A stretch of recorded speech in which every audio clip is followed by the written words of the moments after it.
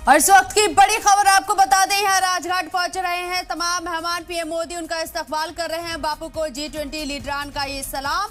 राजघाट से सीधी तस्वीरें भी आपको हम दिखा रहे हैं। लीडरान ने सलाम करते हुए राजघाट पर पहुंचकर बाबा कौम को खराज अकीदत पेश करते हुए नजर आ रहे हैं। सीधी तस्वीरें एक एक करके तमाम मेहमान राजघाट का रुख कर रहे हैं, क्योंकि आज का ये शेड्यूल है कि सबसे पहले यहाँ बाबा कौम को राजघाट पहुंचकर खराज अकीदत पेश किया जाएगा।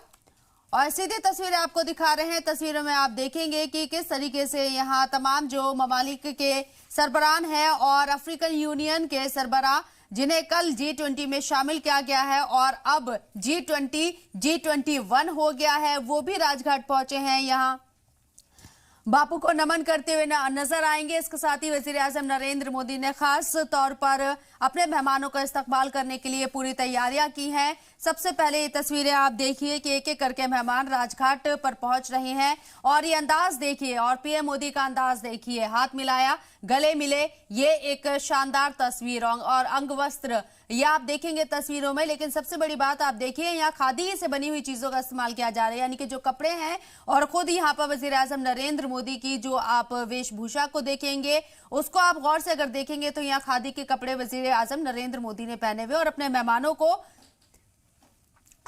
मेहमानों को जो अंग वस्त्र वो गिफ्ट कर रहे हैं या उन्हें सम्मानित कर रहे हैं इसके जरिए, तो वो भी खादी का है। ये अफ्रीकी यूनियन जो कि कल G20 में शामिल हुआ है, उसके सरबराह ये नजर आ रही हैं। उनका इस्तकबाल यहाँ पर वजीर आजम नरेंद्र मोदी ने किया है। एक एक करके तस्वीरें सीधी राजघाट से आपको दिखा रहे हैं। ये बड़ी तस्वीर, बड़ी पिक्चर G20 के मंच से एक बार फिर से सामने आ रही है।